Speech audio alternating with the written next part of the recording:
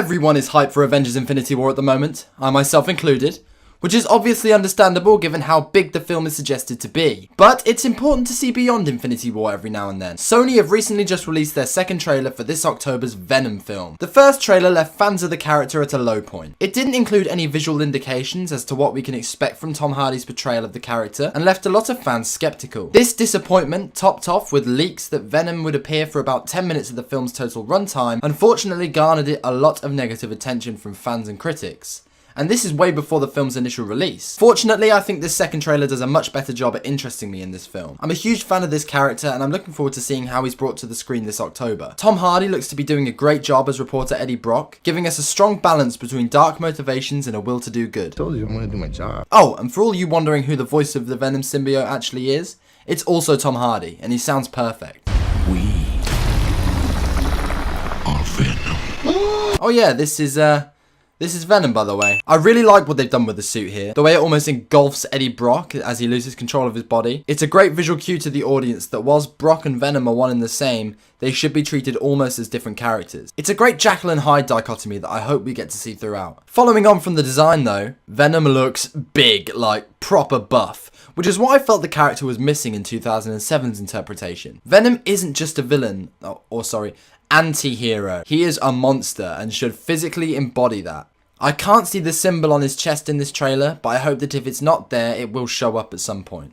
I really want this film to be as comic book as possible. Of course I like all the dark, realistic grit in this trailer, but I don't want them to sacrifice anything that makes Venom cool in the comics when bringing it over to the silver screen. And what's concerning to me at the moment is who this film's villain's gonna be. Riz Ahmed seems to be taking up the role as shady businessman Carlton Drake, but his motivations are yet to be seen. Now in this early shot we see multiple symbiotes, as well as multiple patients presumably infected. The film is based off of the Lethal Protector comic series, in which we see Venom defending San Francisco from symbiote characters Agony, Lasher, Phage, Scream, and Riot. This would give us some symbiote villains for the man himself to fight that are more on his level and not just human grunts. Of course, there is still no sign of Woody Harrelson in this trailer, who's rumoured to be playing Cletus Cassidy, crazed murderer who becomes a symbiote Carnage, who unlike Venom forgets any form of morality. And whilst it would be great to see Carnage on the big screen, I just hope this doesn't become an annoying trend. The mainline MCU films, for example, always seem to have a copy and paste hero and villain dichotomy. Iron Man and Ironmonger, Captain America and the Winter Soldier, Hulk and Abomination, Ant-Man and Yellow Jacket, Doctor Strange and Kaecilius, and don't hate me, but even Black Panther and Killmonger. Hopefully if Carnage is used, he is given enough character and motivation to stand out on his own. And I think if Woody Harrelson is playing the character,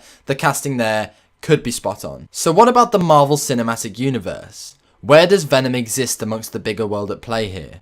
Well, unfortunately, I think his involvement is going to be very limited. The film is in association with Marvel, so hopefully the character isn't completely exempt from the MCU. We've already seen how Marvel Studios and Sony have kind of coexisted their characters with bringing over Spider-Man to the mainline films. Sony Pictures head Amy Pascal has already revealed some shady plot integration with Tom Holland's Spider-Man. Well, those movies will all take place in the world that we are now creating for Peter Parker. I mean, there'll be adjuncts to it. They may be different locations, but it will still all be in the same world, and they will be connected to each other as well. So there is a chance that Tom Holland as Spider-Man will pop up somewhere? There's always a chance. And Tom Holland himself is rumoured to make a short appearance in the film. Now, whether this ends up being true, we'll have to wait until October to find out. My impression is that Sony's trying to create their own set of films, and will start to integrate them into the MCU at a later date, dependent on their international success. They've also got a Silver Sable and Black Cat movie in the works, as well as their interpretation of Morbius the Living Vampire. All films I'd love to see.